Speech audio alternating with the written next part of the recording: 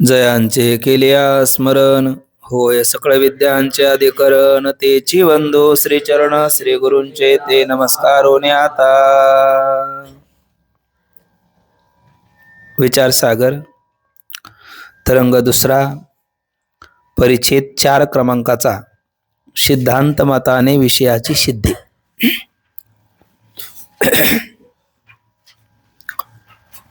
विचार सागर नामक ग्रंथातील 7 तरंगापैकी प्रथम तरंगाचा विचार पूर्ण करून द्वितीय तरंगामध्ये पूर्व पक्षाच्या मते अनुबंध चतुष्टयाची असिद्धी आणि सिद्धांताच्या मताने सिद्धी असा विषय आपला चालू आहे.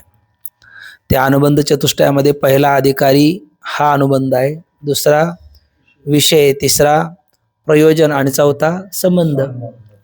तर अधिकारी या अनुबंधाची असिद्धी करत असताना खूप उहापोह पाहिला तर त्याचा आशय एवढाच आहे, निष्कर्ष सिद्धांत त्या पूर्व पक्षाच्या मताने या ग्रंथाचा अधिकारी कोणीच नाही आणि सिद्धांताच्या मताने पुष्कळ नाही, आहे ना.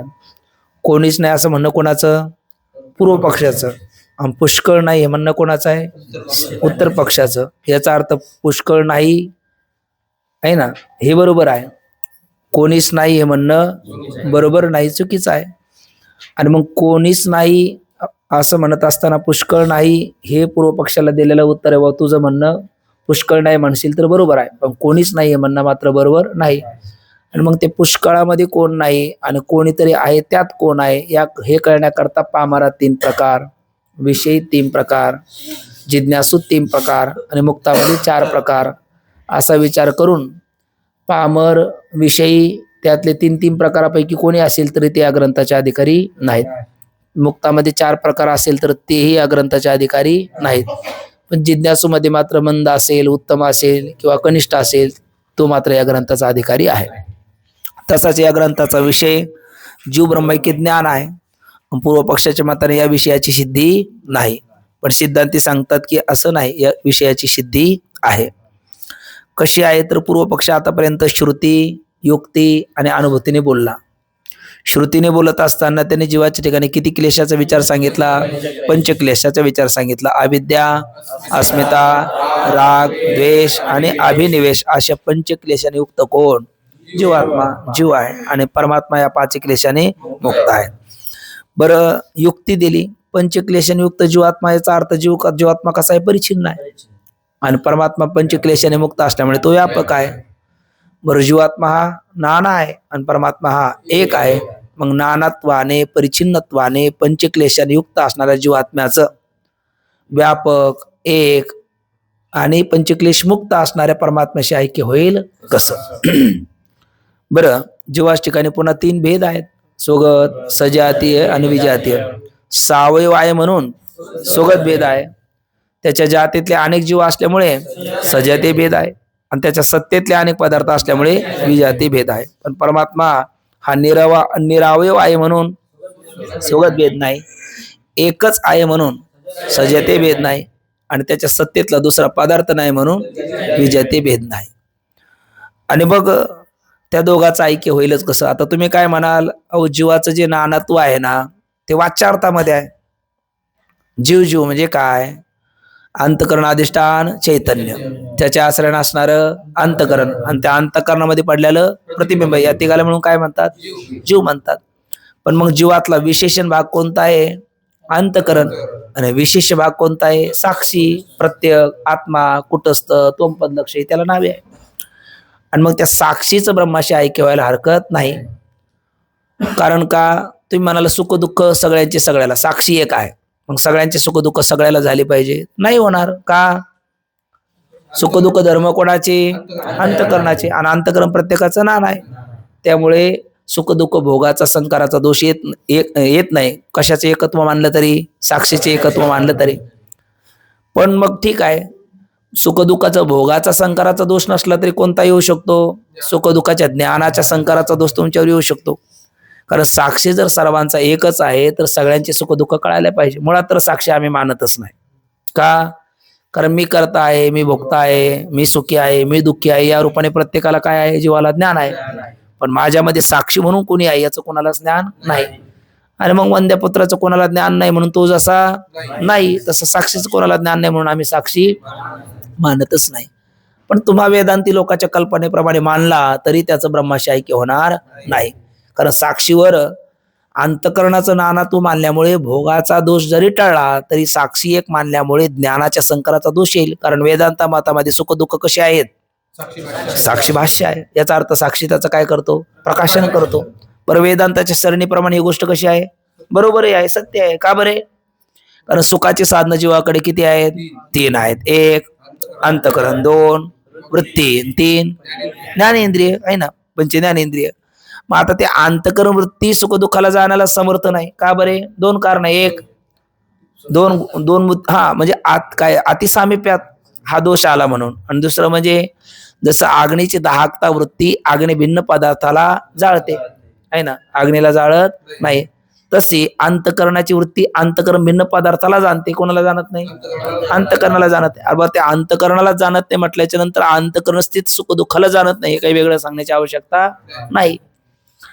म्हणजे अंतकरण वृत्ती सुख दुःखाला जाणत नाही. बरं इंद्रिय जाणतात काय, इंद्रिय जाणत नाही. इंद्रिय शब्द स्पर्श रूप रसगंधाचं ज्ञान करून देत नाही का, देतात. म्हणजे आपल्या आश्रयाला जाणतात का विषयाला जाणतात, आणखी एकदा आश्रयाला जाणतात का विषयाला जाणतात. बरं आश्रय विषयाला सगळीच जाणतात का काही जाणतात, 2 जाणतात. कोणती ती, एक चक्षुरेंद्रिय, 2 त्वगेंद्रिय. त्वगेंद्रिय कोणत्या विषयाला जाणतं, स्पर्श. आणि कोणत्या आश्रयाला जाणतं, कठीण. कठीण स्पर्श कोणाच ठिकाणी असला तो दगड, आणि मृदू स्पर्श आहे तक्या आहे ना, लोड बिछाना, याला ते जाणतं. आणि चक्षुरेंद्रिय कशाला जाणतं, त्याचा विषय रूपाला जाणतं, आणि रूपाचा आश्रय घटपटादी पदार्थाला जाणतं. आणि इतर 3 इंद्रिय फक्त त्यांच्या विषयाला जाणतात, आश्रयाला जाणत नाही. पण म्हणजे आश्रय आणि विषय या 2 इंद्रियामध्ये आणि इतराला विषय आश्रय नाही, अशी कोणतेही 5ही ज्ञानेंद्रिय घेतले आणि जरी 2 इंद्रियामध्ये विशेष योग्यता असली तरी ही कोणाला जाण्याला समर्थ नाही, अंतःकरणाला जाण्याला समर्थ नाही. आणि अंतःकरणाला जाण्याला समर्थ नसल्यामुळे अंतःकरण स्थित सुख दुःखाला ती जाणत नाही, हे काही वेगळं सांगण्याची आवश्यकता नाही. का बरं? परांच खाणे वेतरून स्वयंमुक्त. सगळ्याच इंद्रियाची द्वार कशी आहेत, बहिर्मुख आहे, त्यामुळे ती बाहेरच्या विषयाला जाणतात. त्याच्या पृष्ठभागावरती असणार जे अंतःकरण आहे आणि त्याच्यात असणारे सुख दुःखाला ते जाणत नाही. आता राहिलं कोण, अंतःकरण, तेही जाणत नाही. का? जे ज्याचं स्वरूप असतं ते त्याला विषय होत नाही. आणि जाणणं हे कोणाचं स्वरूप आहे, अंतःकरणाचं स्वरूप आहे. जाळणं हे कोणाचं स्वरूप आहे, अग्नी स्वरूप आहे, म्हणून अग्नी सगळ्याला जाळतो अग्नी सोडून, कारण जाळणं हे त्याचं स्वरूप असल्यामुळे. कापणं हे कोणाचं स्वरूप आहे, सुरीचं, म्हणून सुरी सगळ्याला कापते सुरीला सोडून. चाखणं हे कोणाचं स्वरूप आहे, जिभेचं, म्हणून जीभ सगळ्याला चाकते, म्हणजे सगळ्या रसाला चाकते पण जिभेला सोडून. तसं जाणणं हे कोणाचं स्वरूप आहे, अंतःकरणाचं, म्हणून अंतःकरण सर्वाला जाणतं, अंतःकरण स्वतःला सोडून. मग ते स्वतःला जर जाणत नाही तर स्वतःच्या ठिकाणी असणाऱ्या सुख दुःखाला जाणेल का, नाही. आणि सुख दुःख याचा अर्थ जाणणे साधनं 3, आणि तिघालाही ज्ञान होत नाही. कोणाचं, सुख दुःखाचं. आणि जीवाला सुख दुःखाचं ज्ञान होतं की नाही, होतं. मग याचा अर्थ ती कोणी करून दिलं, साक्षीने. म्हणूनच वेदांती सुख दुःख काय म्हणतात, साक्षी भाष्य म्हणतात. मग आता साक्षी सगळ्याचे एक का नाना, वेदांताच्या मताने एकच आहे. आणि मग सगळ्याच्या सुख दुःखाचं प्रकाशन करणारा साक्षी एक आहे. मग सगळ्यांचे सुख दुःख सगळ्यांना कळावी, कारण साक्षी काय एक आहे. कळतात काय, हो नाही. म्हणजे याचा अर्थ साक्षी कसा आहे, ना नाही, मानावंच लागतो तुम्हाला. मग एक तर साक्षी काय माना, नाना तरी माना, नाही तर मग साक्षी भाष्य शब्द माघारी तरी घ्या, नाही तर मग जीव ब्रह्माऐक्य विषयाची तुमची सिद्धी होणार नाही. याला काय म्हटलं होतं शेवटी आपण, कोणता दोष हा, उभयतापाशरज्जू आहे ना. कसा ते पूर्वपक्ष कसा बोलला आता, एक प्रकारचा उभयतापाशरज्जू. उभयतापाशरज्जू म्हणजे दोन्हीकडनं पास, ते एक चाडी गाठ असते बघा आहे ना. किंवा गाळात गेलेला मनुष्य आहे, तो जितका हालचाल करत नाही तोपर्यंत बरा आहे, जितका हालचाल करेल तितका अधिक खाली जाईल. तशा पद्धतीने जितकं आता तुम्ही या पेचातून सुटायचा प्रयत्न कराल तितके अजून गुंताल. एक तर तुम्हाला साक्षी भाष्य हा सिद्धांत तरी सुख दुःखाला साक्षी भाष्य म्हणणं तरी माघारी घ्या, नाही तर जीव ब्रह्माऐक्य विषय तरी सिद्ध नाही असं तरी म्हणा. बोला दोन्हीपैकी काय करता, आहे ना. असं कोण बोलतो, पूर्व पक्ष बोलतो. त्यात आपण असं म्हटलं होतं, ही स्थिती महाभारतासारखी झाली. भक्तराजा अर्जुनाचं उदाहरण आपण पाहता पाहता काऊल राहून गेलो, ते थोडक्यात सांगतो. आता महाभारत खरं तर आपल्याला घरोघर, गावागावात, गल्ली गल्लीत सगळीकडे काय चालू अशी इच्छा आहे, रामायण का महाभारत, रामायण चालू अशी इच्छा आहे. पण चालू काय आहे, महाभारत आहे ना. याचं कारण काय, याचं कारण या संत विचाराला, याच्यापासून समाज जितका जितका दूर जाईल, आत्मविचारापासून जितका जितका दूर जाईल, तितकं तितकं काय होत राहील, महाभारतच होत राहील. आणि जितकं जितकं संत विचार, अध्यात्म विचाराला आपण स्वीकारू, तितकं तितकं रामायण येईल, आहे ना. तर त्या महाभारतामध्ये ते अर्जुनाचा प्रसंग आहे.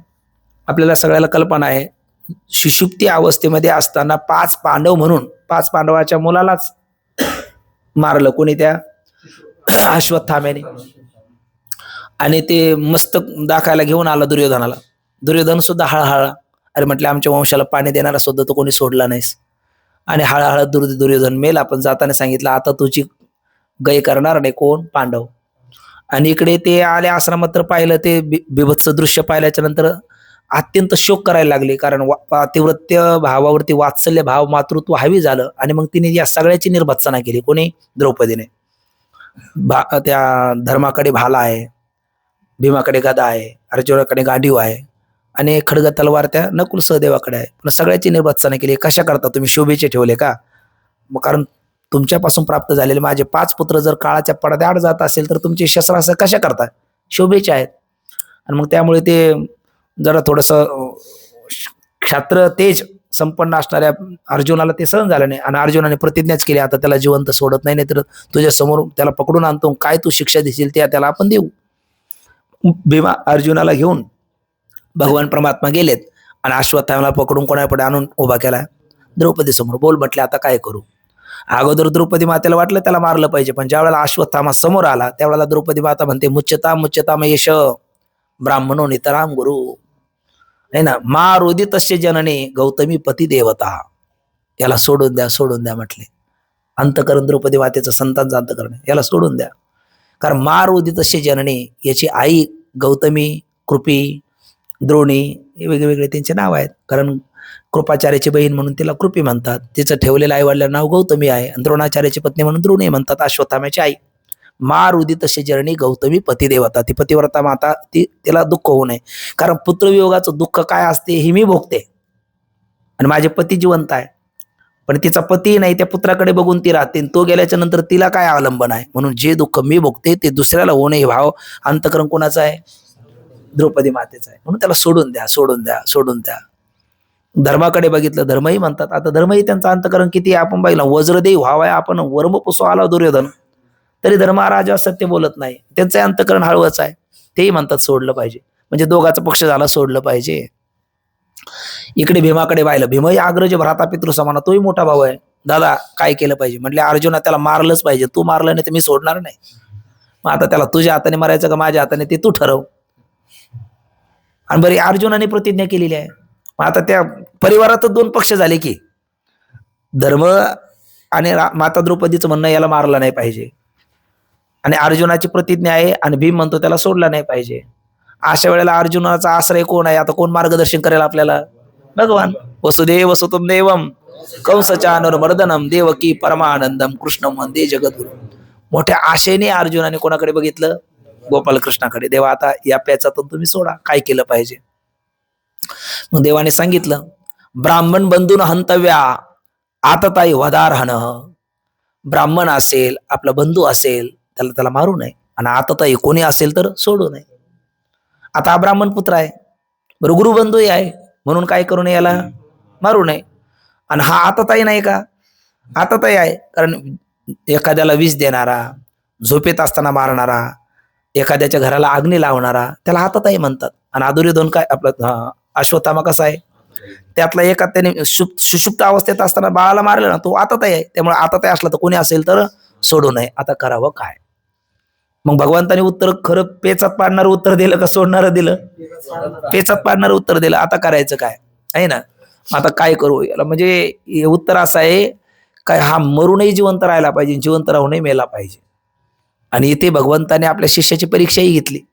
कारण अर्जुन बोलला होता, कार्पण्य दोषोपहत स्वभाव पृच्छामि त्वाम धर्म समूढ चेतः यश्रेयशान निश्चितम ब्रूहि तन्मे शिष्यस्त्यहं शादि मां त्वाम प्रपन्नम.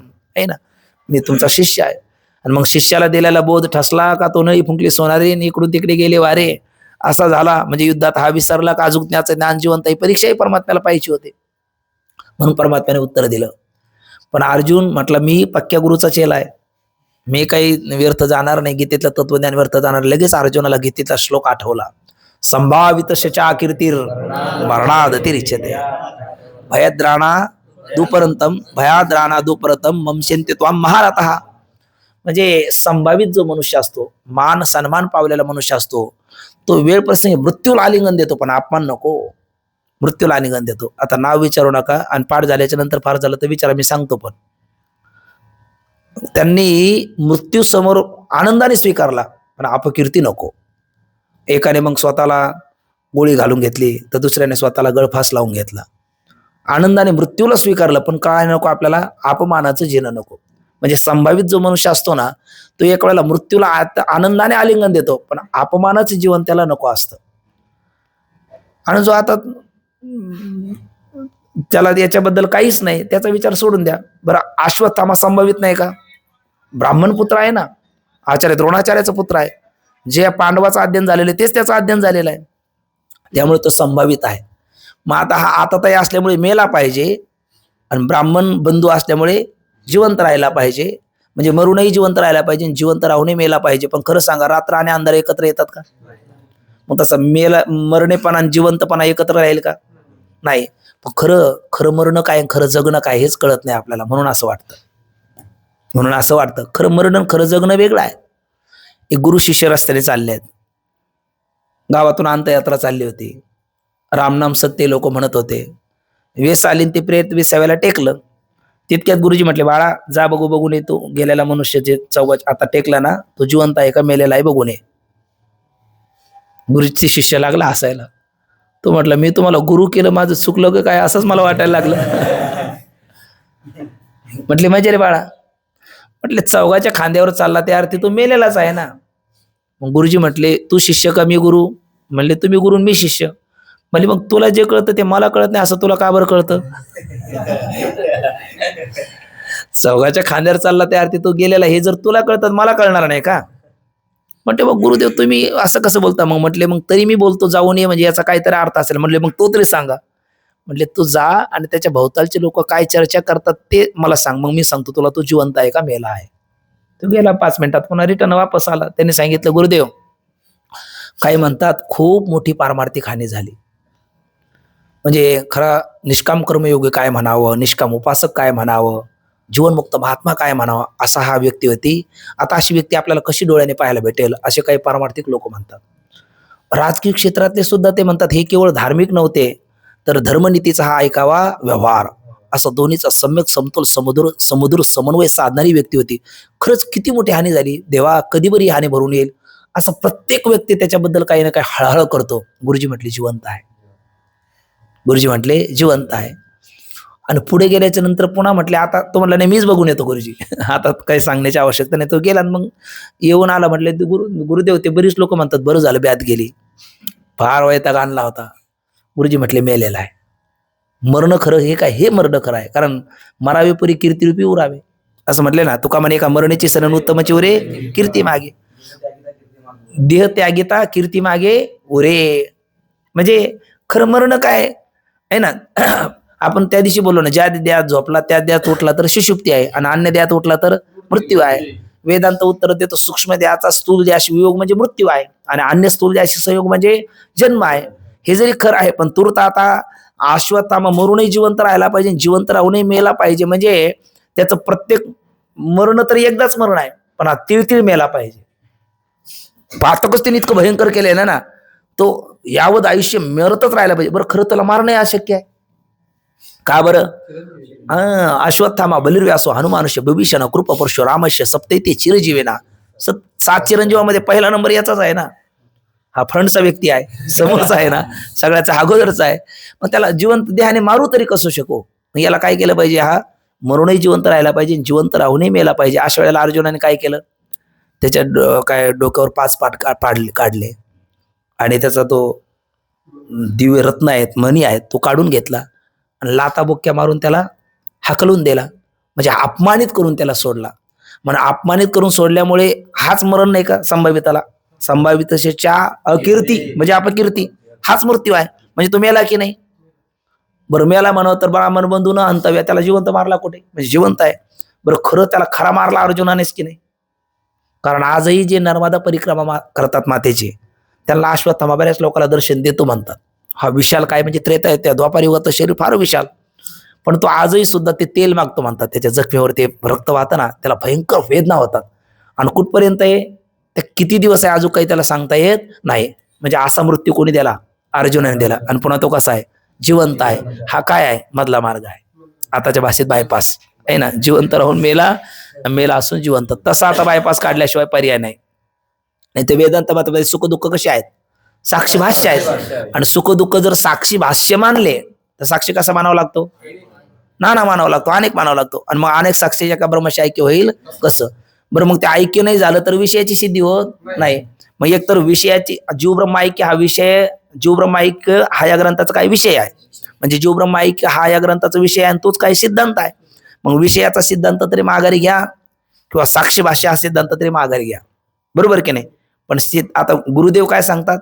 सुख दुःख साक्षी भाष्यच आहे हा सिद्धांत, सिद्धांतच असल्यामुळे तो माघारी कसा घ्यायचा? आणि जीव ब्रह्म ऐक्य या विषयाची, जीव ब्रह्म ऐक्य या ग्रंथाचा विषयच असल्यामुळे तो विषय सिद्ध नाही हे तरी कसं म्हणायचं? मग आता कसं? तर म्हटले आता आम्ही सांगतो तसं. मग गुरुदेव त्याला सांगतात का आमचा विषय सुद्धा सिद्धच आहे आणि सुख दुःख हे साक्षी भाष्य आहे हे म्हणणं बरोबर आहे. मुळात तो साक्षी मानत नाही तर हे तुझं चुकीचं आहे. आणि तो साक्षी मानत नाही. आता एका मुद्द्याची गुरुदेव सिद्धी करतात. पहिला तो कोण मानत नाही? साक्षी मानत नाही. का मानत नाही? त्याचं ज्ञान होत नाही म्हणून. जसं कोणाचं ज्ञान होत नाही म्हणून कोण मानत नाही? वंद्यपुत्राचं ज्ञान होत नाही म्हणून जसं वंद्यपुत्र मानत नाही, तसं साक्षीचं ज्ञान होत नाही म्हणून साक्षीच मानत नाही. कोण? पूर्व पक्ष. पण त्याला म्हणतात साक्षीचं आपल्याला ज्ञान होत नाही म्हणजे साक्षी न मानणं ही कितीपत शहाणपणाची गोष्ट आहे. आता कल्पना करा, पहिलीचाच विद्यार्थी आहे. जसं अगदी माझ्या लहानपणी ज्यावेळेला एक तर साधा फोन आला, लहानपणी म्हणजे आळंदीत असतानाच तो पहिला फोन आला. पहिले फोन नव्हते आपल्या हातातले, नोकिया छोटा, बरोबर, तो पहिला नोकिया, तो माझ्याकडे काळा ब्लॅक वर्णाचा.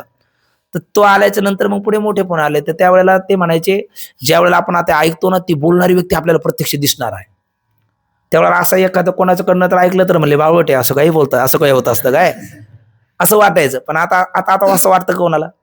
कोणाच वाटत नाही. हे सहज आहे, ते होणारच आहे, बरोबर की नाही? पण त्यावेळेला ते वाटत नव्हतं. म्हणजे एखादी गोष्ट आपल्याला ज्ञात नाही, आपली बुद्धी तिथपर्यंत चालत नाही, आपली ती धमक नाही, म्हणजे ती वस्तूच नाही असं म्हणता येईल का? मग साक्षीचं याला ज्ञान होत नाही म्हणजे साक्षीच नाही का? आता वंद्यपुत्राचं ज्ञान होत नाही म्हणून वंद्यपुत्र नाही म्हणून बरोबर आहे, कारण वंद्यपुत्र अभावरूपच आहे. पण साक्षी अभावरूप नाही ना, भावरूप आहे. उलट त्याच्या भावावर सगळ्याचा भाव आहे. त्याचा भाव स्वीकारला नाही तर सगळ्याचा अभाव. आणि मग अशा साक्षीचा अभाव मानणं म्हणजे तुझ्या बुद्धीला त्या साक्षीचं ज्ञान होत नाही म्हणून साक्षी नाही असं म्हणता येत नाही. बरं, जाऊ दे. पूर्वपक्षी त्या सिद्धांती त्याला बोलतात. आताच आपण या तिघा मिळून जीव म्हटलो, याचं नाव काय दिलं होतं? कुटस्थ अंतकरण. आणि त्या कुटस्थ चैतन्याच्या अंतकरणामध्ये पडलेलं प्रतिबिंब त्याला काय म्हणतात? जीव असं म्हणतात. मग जीव मानतो की नाही पूर्वपक्ष? जीव मानतो आहे ना. बरं, हे नंबर 2 कोण? अंतकरण. ते मानतो की नाही? तेही मानतो आहे ना.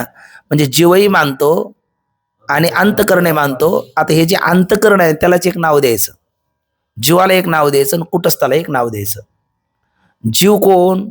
हे आपलं कुटस्थ कोण? तो कुटस्थाला म्हणायचं विशेष्य. आपण सगळ्यांनी बोलायचं कुटस्थाला काय म्हणायचं? विशेष्य. कुटस्थ काय आहे? विशेष्य. आणि हे कोण? अंतकरण, ते आहे विशेषण. अंतकरण काय? विशेषण. आणि हा जो जीव आहे त्याला म्हणायचं विशिष्ट. काय म्हणायचं? विशिष्ट. विशेषण, विशेष्य, विशिष्ट. चला, जीव कोण? विशिष्ट आहे ना. अंतकरण कोण? विशेष्य. आणि कुटस्थ कोण? विशेष्य. आणि त्या कुटस्थालाच एक नाव आलेलं आहे, साक्षी. त्याच्या 5 नावापैकी साक्षी सुद्धा कोणाच नाव आहे? कुटस्थाचं. मग आता आपण त्याला थोडं साक्षी म्हणून चालू. साक्षी कोण आहे? विशेष्य आहे. अंतकरण कोण आहे? विशेषण आहे. आणि जीव कोण आहे? विशिष्ट जीव आहे ना. तर ते हे जे अंतकरण आहे ना त्याच्यात 2 शब्द आपण गृहीत धरा, अंतकरण किंवा साभास अंतकरण. काय काय? अंतकरण किंवा साभास अंतकरण. असं का अंतकरण किंवा साभास अंतकरण असं का म्हणायचं?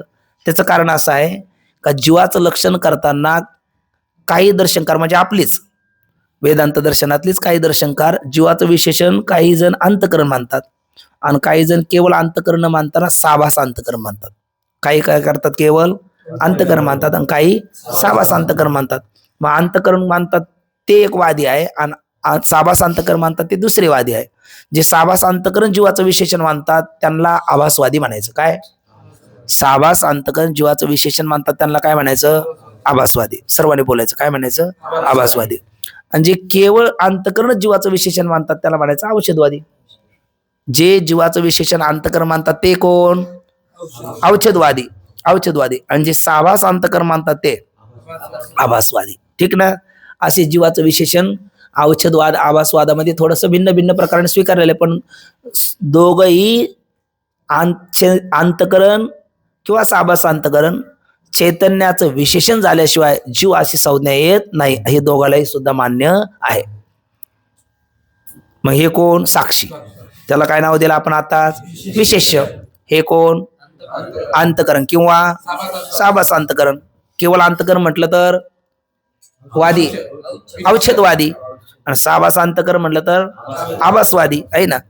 आणि मग हे विशेषण आणि विशेष्य आणि विशेषण आहे ना, हे दोन्ही एकत्र आले आणि मग म्हणला विशिष्ट कोण? जीव. त्याला प्रमाता जीव संसारी म्हणतात. तो काय झाला? विशिष्ट. आता याच्यापैकी पूर्व पक्ष कोण कोण मानतो कोण मानत नाही? अंतकरण आणि जीव मानतो.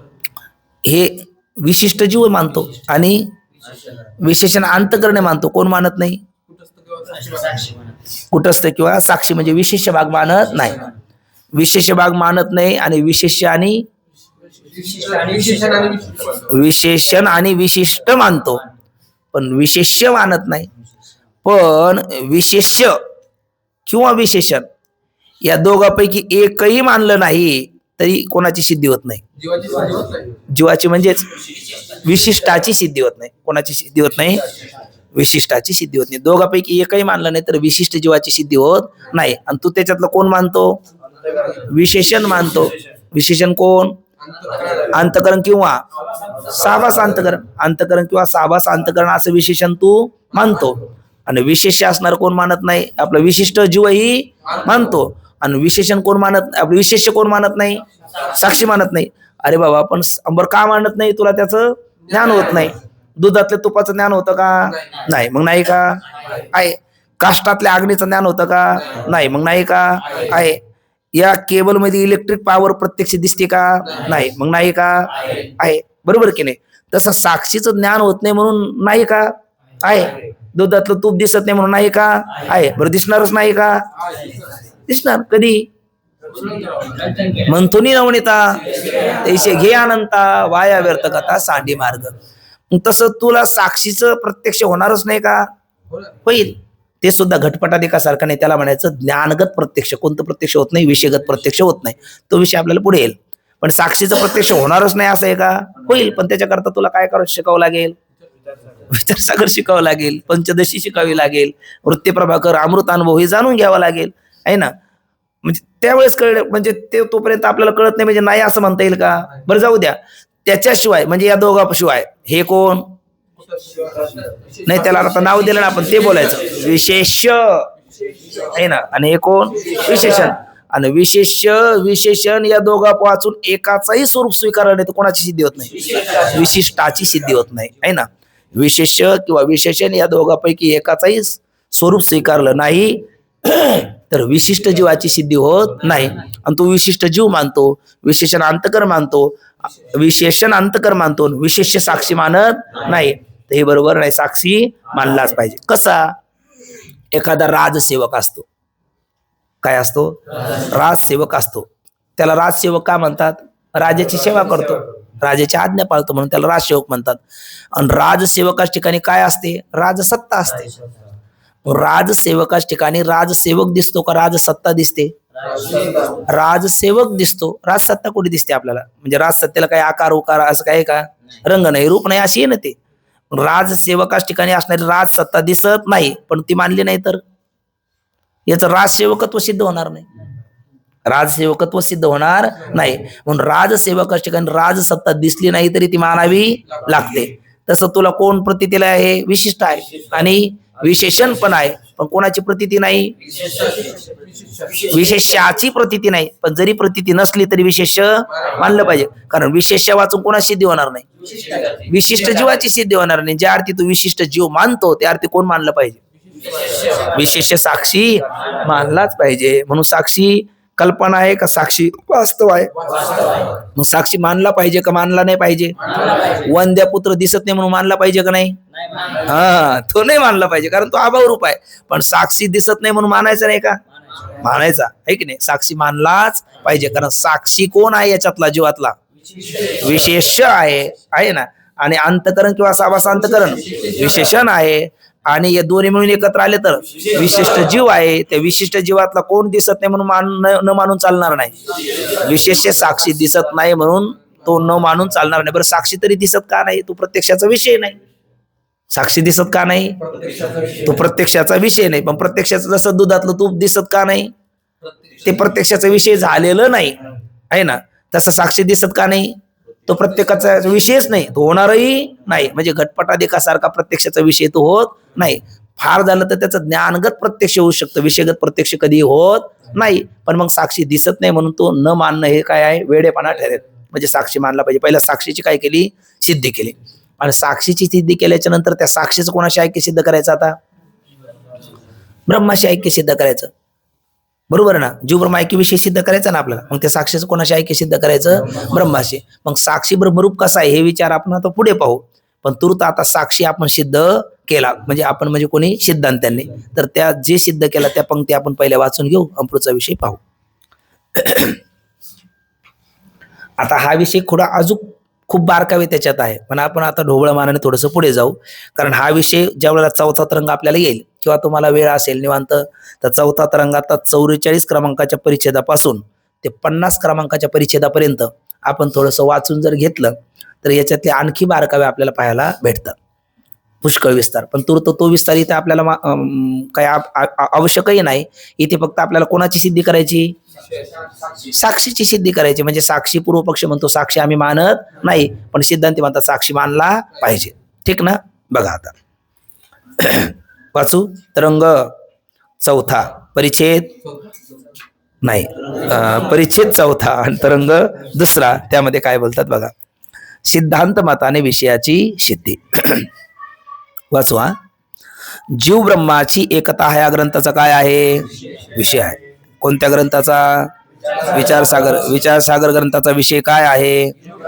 जीव ब्रह्म ऐक्य आहे. विचारसागर ग्रंथाचा विषय जीव ब्रह्म ऐक्य आहे. तर मग विचारसागर ग्रंथाचा अवांतर प्रयोजन काय आहे? जीव ब्रह्म ऐक्य. मग जीव ब्रह्म ऐक्य ज्ञानाचं अवांतर प्रयोजन आहे काय? आणि जीव ब्रह्म ऐक्य ज्ञानाच्या या ग्रंथाचा विषय आहे का? म्हणजे जो विषय आहे तोच प्रयोजन आहे का? जो विषय आहे तेच प्रयोजन आहे का? हो ना, आहे ना. असं प्रश्नात काय पडायचं? जो विषय आहे तोच प्रयोजन आहे. मग त्याला तुम्ही प्रयोजन आणि विषय असं कसं काय म्हणू शकता? म्हणू शकतो, आहे म्हणून म्हणतो. आहे ना. हे काय गायक कीर्तनकार आहे म्हणू शकतो की नाही? का आहे म्हणून? आहे ना, आहे म्हणून. ते गवई आहे आणि कीर्तनही करतात. म्हणून तसं हे आमचा विषय येतोच आहे आणि प्रयोजन येतोच आहे. मग प्रयोजन काय आहे? ते अवांतर प्रयोजन आहे म्हणून आहे. आणि विषय काय? विषय आहे म्हणून आहे ना. मग या ग्रंथाचा विषय काय आहे? जीव ब्रह्मैक्य ज्ञान या ग्रंथाचा विषय आहे. बघा, जीव ब्रह्माची एकता हा या ग्रंथाचा विषय सिद्ध आहे. कसा सिद्ध आहे? आता नुसतं म्हणून चालणार नाही, त्याची काय करावी लागेल? सिद्धी करावी लागेल. आता सिद्धी करतात बघा. अंतकरण अधिष्ठान चैतन्य आणि अंतकरणात प्रतिबिंबित चैतन्य या 30 काय म्हणतात? जीव म्हणतात. ही गोष्ट मागे पूर्व पक्षांनी सुद्धा केलेली आहे आणि ती सिद्धांती सांगतात. जीव म्हणतात. त्यालाच आताच्या भाषेत बोलायचं झालं तर त्याला विशिष्ट म्हणतात. नाही, साक्षी नाही, विशिष्ट म्हणतात. त्यालाच प्रमाता म्हणतात. त्यालाच संसारी म्हणतात. असे त्याचे काही नाव आपल्याला पुढे पुढे येणार आहे. तूर्त कोण म्हणतात? त्याला जीव म्हणतात. कोणाकोणाला? या तिघाला. अधिष्ठान चैतन्य म्हणजे साक्षी चैतन्य असं म्हणा. अधिष्ठान साक्षी चैतन्य आणि आहे ना, आणि त्यावर असणारं अंतकरण किंवा साभास अंतकरण आहे ना, आणि साभास अंतकरण त्याच्यामध्ये चैतन्याचं पडलेलं प्रतिबिंब, या तिघाला मिळून काय म्हणतात? जीव असं म्हणतात. ते आता अधिष्ठान साक्षी चैतन्य याला काय नाव आहे? आता दिला अधिष्ठान साक्षी चैतन्याला काय नाव आहे? विशेष आहे ना. आणि अंतकरण किंवा साभास अंतकरणाला काय नाव आहे? विशेषण. आणि हे दोघं एकत्र आले तर त्याला काय नाव आहे? विशिष्ट. आणि त्या विशिष्टालाच काय म्हणतात तिथे? जीव. त्यालाच काय म्हणतात? जीव. आता बघा, अधिष्ठान चैतन्य आणि अंतकरणात प्रतिबिंबित चैतन्य या तिघास जीव म्हणतात. त्यात अंतकरण अधिष्ठान चैतन्य काय आहे? विशेष आहे. अंतकरण अधिष्ठान चैतन्य काय आहे? त्यातलं विशेष आहे. आपण जे आता बोललो तेच. आणि अंतकरण स्थित आभास म्हणजे केवळ अंतकरण म्हणलं तर कोणता वाद? अवच्छेदवाद. आणि साभास अंतकरण म्हणलं तर आभासवाद. हे दोन्ही आपलेच आहेत. दोन्ही आपलेच आहेत. एका गुरुचे 2 चेले भांडण केले आणि तंटामुक्ती अध्यक्ष म्हणून गुरुकडे आलेत. सांगा गुरुजी याचं बरोबर की माझं बरोबर. म्हणले काय? एक म्हटला घोडा कुत्र्या एवढा असतो, दुसरा म्हटला नाही घोडा बैला एवढा असतो. बरोबर, दोघही सख्य भ्रात आहेत. म्हणजे गुरुच्या बाबतीत दोघांची निष्ठा आहे आणि दोघांचं परस्परावर प्रेम आहे. पण इतका कलह करणार नाही. पार एकमेकाच्या वरावर बसेपर्यंत एवढे भांडण चाललेत. गुरुदेव म्हटले यांचं तर काहीतरी काय झालं, गैरसमज झाला. जो म्हणत होता घोडा बैला एवढा आहे त्याला विचारलं कुठून पाहिलास? तुम्हाला कुठून म्हणजे? माझ्या हाता इतक्या अंतरावर जवळून बघितला. दुसऱ्याला विचारलं तू कुठून पाहिलास? म्हटलं मी फ्लाईटमध्ये बसलो होतो हेलिकॉप्टर तिथून पाहिला. आता दोघांचं चुकीचं का दोघांचं बरोबर आहे? भिन्न भिन्न दृष्टीने पाहिलं तर दोघांचं बरोबर आहे. पण गुरुजीने आता समन्वय लावला का बाबा रे घोडा केवढा आहे बैला एवढाच आहे, तुला कुत्र्या एवढा दिसला कारण तू दुरून पाहिला, तू जवळून पाहिलं तर तुलाही दिसेल. असं गुरुजीने त्याचं उत्तर दिलं. हे कशा करता आपण बोललो तसं अंतकरण आणि साभास अंतकरण. मग जीवाचं विशेषण अंतकरण मानव का साभास अंतकरण मानव? आहे ना, दोन्ही मानलं तरी दोन्ही आपलेच आहेत. साभास अंतकरण म्हणणाराही आपलाच आहे आणि अंतकरण म्हणणाराही आपलाच आहे. आणि दोघांच्या म्हणण्यातलं दोघांचं भिन्न भिन्न विवक्षण पाहिलं तर दोघांचं बरोबर आहे. सूक्ष्म दृष्टीने विचार केला आहे ना तर अंतकरण म्हणणं ठीक आहे. आणि थोडा अजून स्थूल दृष्टीने सगळ्याला घेऊन विचार केला तर साभास अंतकरण म्हणणं ठीक आहे. त्यातली त्यात सर्व शव्य साभास अंतकरणाने जीवाचं लक्षण करणं उचित आहे. आणि केवळ अंतकरण घेऊन लक्षण करणे अनुचित आहे असा त्याचा अर्थ नाही. तेही उचितच आहे. पण मग ते लक्षण सर्वाला पेलवणार नाही. म्हणजे त्याला तेवढा कुशाग्र बुद्धीचा साधक पाहिजे आणि ज्याच्याकडे नसेल त्याला साभास म्हणलं. आता तुम्हाला नेमकं त्यात काय आहे तर ते 1 मिनिटात म्हणजे बोलून जाऊ म्हणजे मग नको शंका राहायला. तर जसं अंतकरण कोणाचं कार्य आहे? पंचमहाभूताचं कार्य आहे ना. आणि घटही कोणाचं कार्य आहे? पंचमहाभूताचं कार्य आहे. मग घटावच्छिन्न चैतन्याला आपण जीव म्हणतो का हो? नाही, त्याला आहे ना घटावच्छिन्न चैतन्याला जीव म्हणत नाही. आणि म्हणजे पंचमहाभूत कार्य घटावच्छिन्न चैतन्याला जीव म्हणत नाही. आणि पंचमहाभूत कार्य अंतकरणावच्छिन्न चैतन्याला जीव म्हणतो. मग विचारला अवच्छेदवादीला का म्हणतात? म्हणले नाही घटावच्छिन्न चैतन्याला आम्ही जीव म्हणत नाही. पंचमहाभूत कार्य घटावच्छिन्न चैतन्याला जीव म्हणत नाही आणि पंचमहाभूत कार्य अंतकरणावच्छिन्न चैतन्याला जीव म्हणतो. हो म्हटले पण एकाला म्हणत नाही एकाला म्हणता का म्हणतात? नाही म्हणले एकाला म्हणत नाही एकाला म्हणतो. म्हणले का म्हणता? नाही नाही म्हणले का ते नाही सांगतायत पण म्हणतो. हे उत्तर बरोबर झालं का? नाही. आणि आभासवादाला उत्तर विचारा तर ते म्हणतात अंतकरणावच्छिन्न चैतन्याला आम्ही जीव म्हणतो. पंचमहाभूत कार्य अंतकरणावच्छिन्न चैतन्याला आम्ही जीव म्हणतो कारण का त्याच्यामध्ये चैतन्याचं प्रतिबिंब ग्रहण करण्याची योग्यता आहे. आणि पंचमहाभूत कार्य घटावच्छिन्न चैतन्याला आम्ही जीव म्हणत नाही का त्याच्यामध्ये प्रतिबिंब ग्रहण करण्याची योग्यता नाही. उत्तर देता आलं कोणत्या वादाला? आभासवादाला. अवच्छेदवादाला हे उत्तर देता येत नाही. त्याचेही उत्तर काही असतील पण एवढं मलाच माहिती आता याच्या पुढचं मलाच आणखी त्यातलं काही फारसं माहिती नाही. पण अशा पद्धतीने पाहिलं तर आभासवाद हा सर्वशेव्य आहे आणि अवच्छेदवाद तितकासा सर्वाला पचणारा नाही. पण ती वेदांताचीच प्रक्रिया असल्यामुळे आभासवाद किंवा आपला अवच्छेदवाद किंवा आभासवाद आणि मग विशेषण भाग कोण अंतकरण किंवा साभास अंतकरण याला काय म्हणावं? विशेषण. त्या साक्षीला काय म्हणावं? विशेष. आणि दोघं एकत्र आले ते त्याला काय म्हणावं? विशिष्ट. तू कोण मानतो? नंबर 3 विशिष्ट. नंबर 2 विशेषण. आणि कोण मानत नाही? विशिष्य साक्षी. का बरं? त्याचं ज्ञान होत नाही म्हणून. पण ज्ञान होत नाही म्हटलं तरी त्याला मानलं पाहिजे की नाही? जसं कोणाच ठिकाणी कोण दिसत नाही तरी मानली पाहिजे. ते ठीक आहे पण इथलं दिलेला दृष्टांत राजसेवकाच ठिकाणी राजसत्ता दिसत नसली तरी मानली पाहिजे. तुमचं उत्तर बरोबरच आहे. आपण दृष्टांत म्हणून तेच उत्तर दिलं. पण इथे उत्तर राजसेवकाच ठिकाणी राजसत्ता दिसत नसली तरी मानली पाहिजे. तसं जीवातल्या विशिष्ट जीवाच्या ठिकाणचा विशेष भाग साक्षी याचं ज्ञान होत नसलं तरी तो मानला पाहिजे. ठीक ना? बघा आता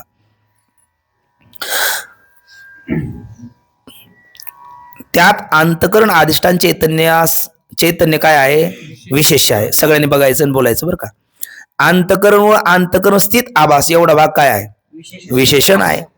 आता विशेष चैतन्य म्हणजे साक्षी आणि विशेषण साभास अंतकरण किंवा अंतकरण हे मिळून कोण होतो? विशिष्ट तो जीव पदाचा काय होतो? वाच्य. आणि हा जीव पदाचा वाच्य तत्वमसी महावाक्यातल्या कोणत्या पदाचा कोणता अर्थ? तोम पदाचा वाच्यार्थ. ऐक ना, तोम पदाचा वाच्यार्थ. वाच्यार्थ म्हणजे किती येणार? हे तीन: विशेष, विशेषण आणि विशिष्ट. हे तिन्ही एकत्र आले का तो झाला वाच्यार्थ. आणि त्याच्यातला फक्त विशेष्य घेतला साक्षी, तो झाला लक्षार्थ. तो झाला लक्षार्थ. मग इथे वाच्यार्थात भेद आम्हाला मान्य नाही का? मान्यच आहे. पण लक्षार्थात सुद्धा भेद पूर्व पक्ष म्हणेल तर सिद्धांत ऐकून घेतील का? फक्त पूर्व पक्ष. आता सिद्धांताला काय खंडन करायचं म्हणजे लक्षार्थात अभेद सिद्ध होऊ शकेल? पूर्व पक्षाने साक्षीचं काय सिद्ध केलेलं आहे? अनेकत्व. आणि आपल्याला काय सिद्ध करायचं? साक्षीचे एकत्व. एवढंच आता सिद्ध करायचं. आता साक्षी तर सिद्ध झाला, आता काय करायचं? साक्षी एक आहे कसा? बघा, विशेष चैतन्य आणि विशेषण साभास अंतकरण मिळून जो विशिष्ट तो जीव पदाचा वाच्य आहे. विशिष्टापैकी विशेषण किंवा विशेष्य यापैकी कोणत्याही एका पदार्थाचा स्वीकार केला नाही तर विशिष्ट जो जीव त्याचे स्वरूप सिद्ध होणार नाही. कारण आपण विशेषण किंवा विशेष दोन्ही मिळूनच कोण होतं? विशिष्ट म्हणजे जीव होतो, आहे ना. विशेषण किंवा विशेष मिळूनच विशिष्ट होतो. आणि मग विशिष्ट जर स्वीकारत असेल तर दोघांपैकी एकाचाही स्वीकार नाही केला तर विशिष्टाची सिद्धी होत नाही. आणि मग तू विशिष्ट मानतो, विशेषण मानतो आणि विशेष मानत नाही. पण विशेष आणि विशेषणा वाचून कोण नाही? विशिष्ट नाही. जीव बरोबर आहे तुमचं, पण आता उत्तर देताना काय घ्यायचं आहे ना, विशिष्ट जीवाची सिद्धी होत नाही. बघा, विशेष यापैकी विशेषण आणि विशेष यापैकी कोणत्याही एका पदार्थाचा स्वीकार केला नाही तर विशिष्ट जो जीव त्याचे स्वरूप सिद्ध होणार नाही. हे कशा करता बोलतात? तो म्हणतो आम्ही साक्षी मानत नाही, त्याकरता हे बोलणं चालू आहे. मग कोणत्याही आता उदाहरण देतात, कोणत्याही राजसेवकाच्या ठिकाणी राजसत्ता दिसत नाही. म्हणले आता समृद्धी हायवे कोणी केला? मुख्यमंत्र्यांनी केला, आहे की नाही? नितीन गडकरीने केला. तो आला का खोरं टिकाऊ घेऊन? म्हणजे ते आले का? आले का? ते नाही. पण मग आपण केला म्हणलं तर कोणा केला म्हणून? त्यांनीच केला. म्हणजे त्यांच्या सत्तेने ते झालं असं मान्य करावं लागतं. त्यांच्या सत्तेने झालं, त्यांच्या कालकृतीत ते झालं. म्हणजे तशा पद्धतीने साक्षीच्या सत्ते वाचून जीवाची सिद्धीच नाही आणि तो साक्षी मानायचं नाही. हे बरोबर आहे का? हे बरोबर नाही. बघा, राजसत्ता दिसत नाही म्हणून मानले नाही तर त्याचे राजसेवकत्व नष्ट होईल. त्याप्रमाणे सर्व व्यापक ब्रह्मचैतन्याचा जेवढा भाग अंतकरणास काय आहे? अधिष्ठान आहे. मग सगळ्याला साक्षी म्हणतात का? इकडे बघा, सगळ्याच आकाशाला घटाकाश म्हणतो आपण, हो की नाही? नाही. मग घटात असणारी जेवढी पोकळी आहे त्याला काय नाव दिलं? घटाकाश. मग घटाचे जे बाहेर आहे त्याला काय म्हणणार? आकाश म्हणणार. आणि म्हणायचं झालं तर महाकाश म्हणणार. इथल्या आकाशाला मठाकाश म्हणणार, आहे ना. एक मठ म्हणा, आहे ना. तुम्ही काय दुसरा शब्द म्हटले ते का? याला काय म्हणणार? मठाकाश म्हणणार. बाहेरच्याला महाकाश म्हणणार आणि घटात असणाऱ्या आकाशाला घटाकाश म्हणणार. तसं या सगळ्याच असणारं जे चैतन्य आहे त्या सगळ्या चैतन्याला साक्षी चैतन्य म्हणत नाही. सगळ्या चैतन्याला साक्षी चैतन्य म्हणत नाही. मग कशाला साक्षी चैतन्य म्हणतात? व्यापक असणारं जे महाकाशासारखं जे चैतन्य आहे त्या चैतन्यातल्या जेवढ्या भागाला अंतकरण रूपी घट, अंतकरण किंवा साभास अंतकरण रूपी घट याची उपाधी लागते. आणि त्या उपाधीने मर्यादित केलेलं म्हणजे मर्यादित झाल्याचा भास झालेलं जेवढं चैतन्य आहे त्याला काय म्हणतात? साक्षी चैतन्य म्हणतात. त्याला काय म्हणतात? साक्षी चैतन्य. बघा ही पंक्ती, ते म्हणतात आता त्याप्रमाणे सर्व व्यापक ब्रह्मचैतन्याचा जेवढा भाग अंतकरणास काय आहे? अधिष्ठान रूपाने आहे. म्हणून सगळ्या चैतन्याला साक्षी चैतन्य म्हणत नाही. साक्षी चैतन्य ब्रह्मचैतन्य दोन नाही. घटातली पोकळी आणि बाहेरची पोकळी दोन नाही. पण सगळ्याच पोकळीला घटाकाश म्हणत नाही. जेवढ्या पोकळीला घटाने मर्यादित केलं तेवढ्याच पोकळीला नाव घटाकाश येतं. तसंच ब्रह्मचैतन्य आणि साक्षी चैतन्य तत्वता चैतन्य चैतन्यच आहे. त्या ठिकाणी ब्रह्म शब्दही नाही आणि साक्षी शब्दही नाही. पण मग त्या व्यापक असणाऱ्या चैतन्याला काय नाव दिलं श्रुतीने? ब्रह्मचैतन्य, बृहन्नाथ ब्रह्म असं नाव दिलं. आणि मग त्या ब्रह्मचैतन्यात जेवढ्या भागाला अंतकरण रूपी घटाने मर्यादित केलं आहे ना, किंवा अंतकरण रूपी घटाचा अधिष्ठान जेवढा भाग आहे तेवढ्या भागातल्या चैतन्याला काय नाव येतं? साक्षी चैतन्य. तो दिसत नाही. जसं आता हे भाग आहे, याच्यावर हा घट ठेवला, मग हातातला तळवा दिसत नाही, मग तो नाही का? तो नसता तर घटच नसता. तोच नसता तर घट कुठे ठेवला असता? तसं साक्षी चैतन्याचा भाग दिसत नाही कारण त्याच्यावर कोण आलं? हे अंतकरण किंवा साभास अंतकरण, म्हणून ते दिसत नाही. मग तो नाही का? त्याच्या वाचून याची सिद्धी नाही. याची सिद्धी नाही, म्हणजे अंतकरणाची सिद्धी नाही, कारण अंतकरण अध्यस्त आहे ना, अध्यस्त पदार्थ अधिष्ठानाशिवाय त्याची प्रतीती येत नाही, कारण स्वभावाधिकरणे भासमानत्व मिथ्यात्व, म्हणून साक्षी मानला पाहिजे. बघा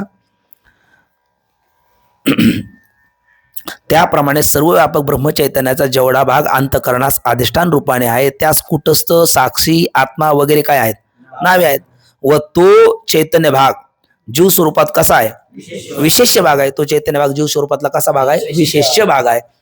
आणि तो वंद्यापुत्राप्रमाणे कसा आहे, असत आहे, असे कोणाचे म्हणणे आहे, पूर्व पक्षी म्हणतात. पण त्या साक्षीचा म्हणजे कोणाला अधिष्ठान, अंतकरणाला अधिष्ठान असणारा जेवढा ब्रह्मचैतन्याचा भाग त्याला काय नाव आलं, साक्षी. त्या साक्षीचा स्वीकार केला नाही तर विशिष्ट जो जीव त्याच्या स्वरूपाची सिद्धी घडणार नाही. कारण का, केवळ विशेषणापासून विशिष्ट होतं, केवळ विशेषापासून विशिष्ट होतं का विशेषण विशेष एकत्र आल्याच्या नंतर विशिष्ट होतं, विशेषण एकत्र आले तरच विशिष्ट होतं. एक रंगनाथ गुरुजी प्रमाणिकाराची भाषा आहे, मी बाबांच्या मुखातून परंपरेने ऐकलेली सांगतो. केवळ पुरुष असल्याच्या नंतर बाळ होतं का, केवळ स्त्री असल्याच्या नंतर बाळ होतं का, बरं स्त्री पुरुष असेल तर बाळ होतच असं काही आहे का, पण झालं तर स्त्री पुरुषा वाचून नाही, झालं तर स्त्री पुरुषा वाचून नाही. तसं केवळ विशेषण असल्याच्या नंतर विशिष्ट होईल का, केवळ विशेष असल्याच्या नंतर विशिष्ट होईल का, बरं दोघं असेल तर खरं ते आहेत का, म्हणजे खरं जीवाची सिद्धी आहे का, एकमेव अद्वितीय ब्रह्म आहे ना, मग आहे ना, दोघं असेल तर आहेच असं काय आहे का. पण आपल्याला दिसत असेल तर त्याची संगती लावण्याकरता विशेषणा वाचून विशिष्टाची सिद्धी होईल का, विशेषणा वाचून विशिष्टाची सिद्धी होणार नाही. ठीक ना, असं कोण बोलतोय कोणाला, सिद्धांती बोलतात पूर्व पक्षाला. का बोलावं लागलं त्याला एवढं, तो साक्षी मानत नव्हता म्हणून. मग त्याला साक्षी तो का मानत नाही, ज्ञान होत नाही, दिसत नाही म्हणून आहे ना.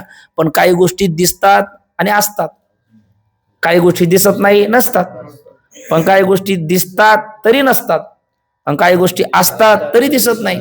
असं असू शकतं की नाही, काहीच आहे, आहेच आहे. काही गोष्टी नाही दिसत नाही, वंद्यापुत्र खपुष्प शशरंग दिसत नाही आणि नाही आहे ना. काही गोष्टी दिसतातही आहे, घटपटादी पदार्थ आहे ना. काही गोष्टी दिसतातही आणि आहे, मृगजळ दिसतात आणि आहे, असं आहे का, नाही, आपण क्रमाक्रमाने चाललो ना. बघा मग काही गोष्टी दिसतातही आणि असतातही, काही गोष्टी दिसतही नाही आणि नाहीतही. आपण कोण उदाहरण घेतलं, वंद्यापुत्र खपुष्प. काही गोष्टी दिसतातही आहेतही, घटपटादी पदार्थ. पण काही गोष्टी दिसतात पण नसतात. आता तुमचं बरोबर, कोण, मृगजळ, स्वप्न. हा बरोबर, मग काय अडचण नाही, आमची माघार. बघा म्हणजे मृगजळ दिसतं तरी, बोला ना, मृगजळ दिसतं पण नाही आहे ना, मृगजळ दिसतं पण नाही, स्वप्नातले पदार्थ दिसतात पण नाही. आणि काही गोष्टी दिसत नाही तरी आहेत. आताच म्हणलं दुधातलं तूप दिसत नाही पण आहे, काष्टातला अग्नी दिसत नाही पण आहे. तसा तर जगातला देव दिसत नाही पण बरं दिसतच नाही का, दिसतोय. कोणाला, जनाबाई, बहिणाबाई, ज्ञानोबा आहे, तुकोबा आहे, आपण वा नामदेव महाराज वा, म्हणजे आपल्या हातातलं दूधही पिल आहे ना. कोण कहता आहे भगवान खाता नाही, ते म्हणतात ना, आहे ना. किती किती वर्णन केलेलं आहे की नाही कवीने, पण ती वस्तुस्थिती आहे. याचा अर्थ साक्षी दिसत नाही म्हणजे नाही का, आहे. मग साक्षी दिसत नाही तरी आहे, कशाप्रमाणे, ते सगळं तुमचं बरोबर. हा कशाप्रमाणे, राजसेवकाच ठिकाणी असणारी राजसत्ता दिसत नाही तरी आहे त्याप्रमाणे. म्हणजे हे सगळे दृष्टांत चुकीचे असे बिलकुल नाही, पण आपलं ग्रंथात त्यांनी जे केलेलं आहे त्या उल्लेखाप्रमाणे. बघा आता, तो वंद्यापुत्राप्रमाणे असत आहे असे पूर्व पक्षीचे म्हणणे. तो म्हणजे कोण, पटकन पकडायचं लगेच, साक्षी. पण त्या साक्षीचा स्वीकार केला नाही तर विशिष्ट जो जीव त्याचे स्वरूप सिद्ध होणार नाही. कारण विशेषण हे दोघांपैकी एकही मानलं नाही तर विशिष्टाची सिद्धी होत नाही. मग तू विशेषण मानतो आणि विशेष्य मानत नाही, तर हे म्हणणं बरोबर नाही. याकरिता साक्षीचा स्वीकार अवश्य केलाच पाहिजे. वेळ प्रसंगी अगदी सिद्धांतात बोलायचं झालं तर अंतकरणाचा स्वीकार नाही केला तरी चालेल, साहेबाचा अंतकरणाचा स्वीकार नाही केला तरी चालेल, जगताचा स्वीकार नाही केला तरी चालेल, पण कोणाचा स्वीकार नाही करून चालणार नाही आहे ना. विशेष असणाऱ्या साक्षीचा स्वीकार नाही केला तर काहीच चालणार नाही, कारण तेच मुळात अधिष्ठान आहे. आता विशिष्ट जीवाचे शुद्ध ब्रह्माशी ऐक्य घडत नाही. आता मुळात त्यालाही पूर्ण ढकलून देत नाही. तो काय म्हणतो, जीव ब्रह्म ऐक्य अविषय सिद्ध नाही. तर त्याला म्हणतात काही प्रमाणात तुझं बरोबर आहे. जसं पुष्कळ नाहीये म्हणणं बरोबरच आहे, कोणीच नाहीये म्हणणं आहे ना, हे चुकीचं आहे. म्हणजे कोणीच नाही म्हणणं हे काही बरोबर नाही. तसं विशिष्ट असणाऱ्या जीवाचं ऐक्य होत नाही हे म्हणणं बरोबर आहे, पण विशेष असणाऱ्या साक्षीचंही ब्रह्माशी ऐक्य होत नाही हे म्हणणं मात्र बरोबर नाही. म्हणजे हे म्हणणं तुझं काय ठरेल, चुकीचं ठरेल. का? कारण आता त्याला हे बरोबर, त्याला साक्षी म्हणजे थोडक्यात पूर्व पक्षाच्या मताने साक्षी काय नाही म्हणून त्याचं ब्रह्माशी ऐक्य नाही. साक्षी एक नाही म्हणून त्याचं ब्रह्माशी ऐक्य नाही. आणि साक्षी नाना मानावा लागतो असं का त्याचं म्हणणं आहे? सर्वांची सुख दुःख सर्वाला कळत नाही म्हणून साक्षी नाना मानावा लागतो. पण त्याला म्हणतात सगळ्यांची सुख दुःख सगळ्याला कळत नाही म्हणून साक्षी नाना आहे असं नाही. मग तो म्हणेल पुन्हा साक्षी भाष्य सुख दुःख नाही, आपण काय म्हणू, आहे. पण तरी कोण नाना नाही, साक्षी नाना नाही. मग नाना कोण आहे? अंतकरण नाना आहे. अजून कोण आहे? बरोबर, जाऊ द्या. अंतकरण जरी नाना आहे तर ते अंतकरण सुख दुःखाचं ज्ञान करून देतं का? नाही. वृत्ती नाना आहे, अनेक बुद्धीचे तरंग, ती सुख दुःखाचं ज्ञान करून देते का? नाही. ज्ञानेंद्रिय नाना आहे, ती सुख दुःखाचं ज्ञान करून देतात का? नाही. म्हणूनच आपल्याला सुख दुःखाला काय म्हणावं लागलं? साक्षी भाष्य. म्हणजे सगळ्याच्या सुख दुःखाचं प्रकाशन करणार कोण आहे? साक्षी आहे. साक्षी किती आहे? मग सगळ्यात सुख दुःख सगळ्याला कळायला पाहिजे की नाही? कळतात का? नाही. मग नाना मानलं, पूर्व पक्षाचं काय चुकलं? काय चुकलं नाही, आहे ना. पूर्व पक्षाचंही काही चुकलं नाही असं आपल्याला वाटतं. पण कुठपर्यंत? जोपर्यंत सिद्धांती बोलत नाही तोपर्यंत. मग सिद्धांती म्हणतात बाबा सुख दुःख साक्षी भाष्य आहे, आमचा शब्द आहे. पण आपण तिथे काय शब्द ठेवला होता एक महत्वाचा? साक्षी प्रत्यक्ष साक्षात सुख दुःख जाणतो असा अर्थ तू करतो, आणि माती कोणाच्या मारतो? वेदांताच्या माती मारतो. मग असं वागणं रामकृष्ण हरी, असं रामकृष्ण हरी. हे बघा, विनोदाचा भाग सोडून द्या.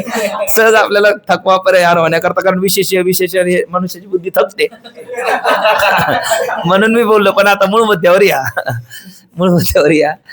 तर साक्षी रामकृष्ण, जास्त हसू नका, मला जास्त हसायला तर मग पुढचा आपला विषय राहणार. बघा, मुळात साक्षी काय नाही, नाही, साक्षी भाष्य सुख दुःख आहे असं वेदांताने शब्द प्रयोग केलेला नाही, आम्ही म्हणत नाही. पण साक्षी साक्षात सुख दुःख जाणतो हा आमचा अर्थ नाही ना. हा आमचा अर्थ नाही. साक्षी कुणाचा तरी द्वारा जाणतो. म्हणून आपण कालच्या चिंतनामध्ये दोन भाष्य घेतले होते. एक पण बोलत नाही. दोन भाष्य, प्रमातृभाष्य आणि साक्षी भाष्य बोललो ना आपण काल परवा, बोललो ना, प्रमातृभाष्य आणि साक्षी भाष्य. मग प्रमातृभाष्य साक्षी भाष्य कशामुळे नाव आले? वृत्तीमुळे. कशामुळे नाव आले? वृत्तीमुळे. म्हणजे घटपटादी पदार्थ आहे ना, हा घट आहे, अगदी सरळ जो हा रज्जू आहे आणि हा रज्जूवर भासलेला सर्प आहे. काय हा रज्जू आहे आणि रज्जूवर भासलेला सर्प आहे. मग या रज्जूचं प्रकाशन कोणी केलं? साक्षीनेच केलं. आणि रज्जूवर भासलेल्या सर्पाचं प्रकाशन कोणी केलं? साक्षीनेच केलं. पण रज्जूच्या ज्ञानाला कोणतं भाष्य म्हणतात? प्रमातृभाष्य. आणि रज्जूवर भासलेल्या सर्पाच्या ज्ञानाला काय म्हणतात? साक्षी भाष्य. मग दोघांचं प्रकाशन साक्षीने साक्षात केलं का कोणाच्या तरी द्वारा केलं? कोणाच्या तरी द्वारा केलं. कोणाच्या केलं? वृत्तीच्या द्वारा केलं. कोणाच्या द्वारा केलं? वृत्तीच्या द्वारा. पण एक वृत्ती नाही तिथे. ज्या वेळेला रज्जूवर भासलेला सर्प जो आहे तो प्रातिभाषिक सत्तेतला आहे, आणि जी रज्जू आहे ती व्यावहारिक सत्तेतली आहे. मग रज्जूवर भासलेल्या सर्पाचं ज्या वेळेला साक्षी प्रकाशन करतो ते अविद्या वृत्तीच्या द्वारा.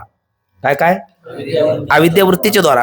आणि त्या रज्जूचं साक्षी प्रकाशन करतो ते अंतकर वृत्तीच्या द्वारा. ठीक ना? कोणाच्या द्वारा? अंतकरण वृत्तीच्या द्वारा.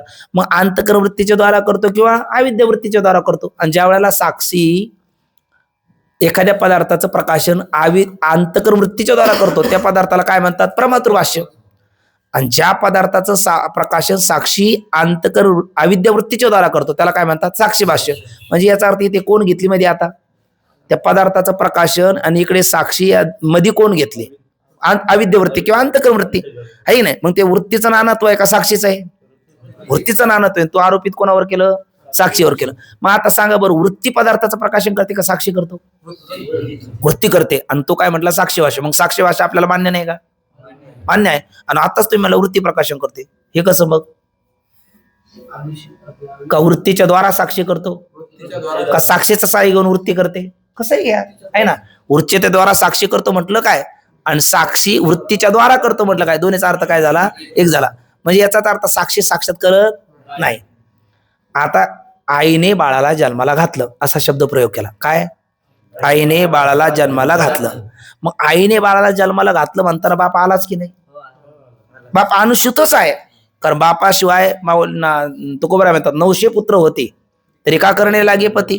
तुकोबा इतकं प्रकट बोलतात ना. याचा अर्थ आईने बाळाला जन्माला घातलं असं म्हणताना कोण गृहीतच आहे? बाप गृहीतच आहे. बाप गृहीतच आहे. तसं वृत्तीने पदार्थाचं प्रकाशन केलं हे म्हणताना कोण गृहीत आहे? साक्षी गृहीतच आहे. साक्षी गृहीतच आहे. कारण साक्षी म्हणजे वृत्ती जड आहे ना. जड वृत्ती कशी प्रकाशन करेल, आहे ना. म्हणजे कोण गृहीत आहे? साक्षी गृहीत आहे. मग सुखदुःख आम्ही ज्या वेळेला वृत्ती सुखदुःखाचं प्रकाशन करते असं म्हणतो त्यावेळेला कोण गृहीत आहे? म्हणजे साक्षी भाषेत सुखदुःख आहे हे आम्हाला मान्यच आहे. पण वृत्ती शब्द घातला म्हणजे आमचा कोणत्या शब्दावर आळ येत नाही? साक्षीवर आळ येत नाही. साक्षी नानात्व घ्यावं लागत नाही. कारण नानात्व कोणाचं आहे? वृत्तीचं आहे, कोणाचं नाही, साक्षीचं नाही. मग साक्षी किती आहे? आणि एका साक्षीची एका ब्रह्मशाही ऐकवायला काय हरकत आहे? नानात्व साक्षीवर आहे का? नाही. कोणावर आहे ते नानात्व? वृत्तीवर. तू कोणावर आरोपित केलं?